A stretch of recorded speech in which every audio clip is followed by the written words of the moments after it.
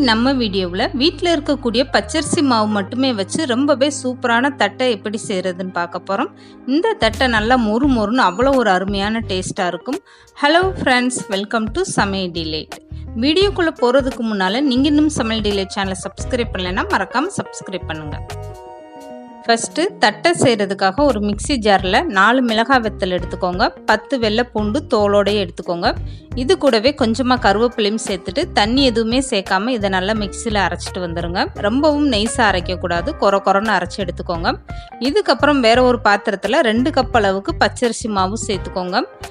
மாவு சேர்த்ததுமே இதுக்கப்புறம் அரைச்சி வச்சுருக்க கருவேப்பிலை, மிளகாய் வத்தல், பூண்டு இதெல்லாம் சேர்த்துக்கோங்க. இது கூடவே 1 ஸ்பூன் அளவுக்கு பெருங்காயத்தூளும் மாவுக்கு தேவையான அளவு உப்பும் சேர்த்துக்கோங்க. இது கூடவே ஊற வச்சுருக்க கடலைப்பருப்பும் சேர்த்துக்கோங்க. இந்த மாதிரி நீங்கள் கடலைப்பருப்பு ஊற வச்சு தட்டையில் சேர்க்கும்போது சாப்பிடும்போது நல்ல ஒரு டேஸ்ட்டாக இருக்கும். இந்த கடலைப்பருப்பை ஒரு அரை மணி நேரம் மட்டுமே ஊற வச்சுட்டு அதுக்கப்புறம் தண்ணியிலிருந்து எடுத்துக்கோங்க. இப்போ இந்த கடலைப்பருப்பும் சேர்த்துட்டு இந்த மாவை நல்லா மிக்ஸ் பண்ணி விட்டுருங்க. ஃபஸ்ட்டு தண்ணி எதுவுமே சேர்க்காம நல்லா இந்த மாதிரி மிக்ஸ் பண்ணி விட்டுட்டு இதுக்கப்புறம் 1 குழிக்கரண்டி அளவுக்கு சூடான எண்ணெய் சேர்த்துக்கோங்க. இப்படி சூடான எண்ணெய் தட்டை மாவில் சேர்க்கும்போது தட்டை நல்லா கிறிஸ்பியாக ரொம்பவே டேஸ்டியாக இருக்கும். இப்போ இந்த எண்ணெயும் சேர்த்துட்டு மாவை நல்லா மிக்ஸ் பண்ணி விட்டுருங்க. இதுக்கப்புறம் கொஞ்சம் கொஞ்சமாக தண்ணி சேர்த்துட்டு இந்த மாவை நல்லா பிசைஞ்சு எடுத்துக்கோங்க.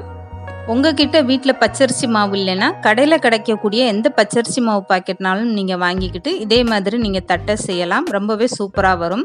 இப்போ மாவை கொஞ்சம் கொஞ்சமாக தண்ணி சேர்த்துட்டு இந்த அளவுக்கு நல்லாவே பிசைஞ்சு எடுத்தாச்சு. இப்போ நான் கையில் எடுத்து காட்டுறேன் பாருங்கள் மாவு எந்த அளவுக்கு இருக்குன்னு. இந்த அளவுக்கு மாவு கெட்டியாக இருக்கணும், ரொம்பவும் நெழுன்னு போயிடக்கூடாது.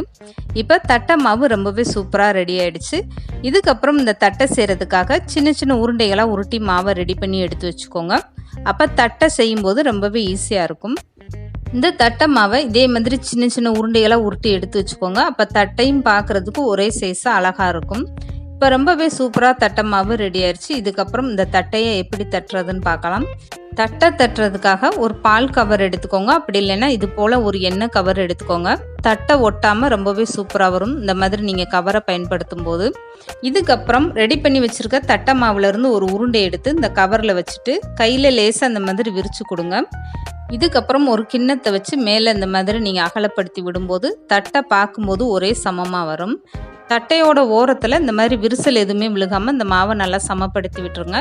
இதே மாதிரி எல்லா தட்டைகளும் நீங்கள் ரெடி பண்ணி ஒரு தட்டில் எடுத்து வச்சுக்கிட்டிங்கன்னா பொரிச்சு எடுக்கிறதுக்கு ரொம்பவே ஈஸியாக இருக்கும். இப்போது தட்டை பொரிச்சு எடுக்கிறதுக்காக எண்ணெய் நல்லா சூடாயிருச்சு. இதுக்கப்புறம் ஒவ்வொரு தட்டையாக சேருங்க. எடுத்ததுமே மொத்தமாக சேர்க்காதீங்க.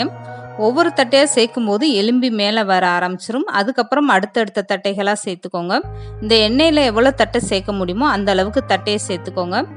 எண்ணெயில் தட்டை சேர்த்ததுமே ஸ்டவ்வை மீடியமாக வச்சுக்கோங்க. தட்டை மாவை எண்ணெயில் சேர்த்ததுமே உடனே கரண்டியை போட்டு பரட்டி விடாதீங்க, அப்போ தட்டை உடஞ்சி வந்துடும். இப்போ 2 பக்கம் பரட்டி விட்டுட்டு இந்த அளவுக்கு நல்லா செவந்ததுக்கப்புறம் எண்ணெயிலேருந்து தட்டையை வெளியே எடுத்துருங்க. ஆறுனதுக்கப்புறம் உடச்சி பார்த்தீங்கன்னா நல்லா கிறிஸ்பியாக ரொம்பவே சூப்பராக இருக்கும். இப்போ அருமையாக நம்மளுடைய தட்டை ரெடி ஆகிடுச்சு பாருங்கள். கண்டிப்பாக நீங்களும் இந்த தட்டையை உங்கள் வீட்டில் ட்ரை பண்ணி பாருங்கள். இந்த வீடியோ பிடிச்சிருந்தா லைக் பண்ணுங்கள், ஷேர் பண்ணுங்கள், மறக்காமல் சமையல்டிலைட் சேனலை சப்ஸ்கிரைப் பண்ணுங்கள்.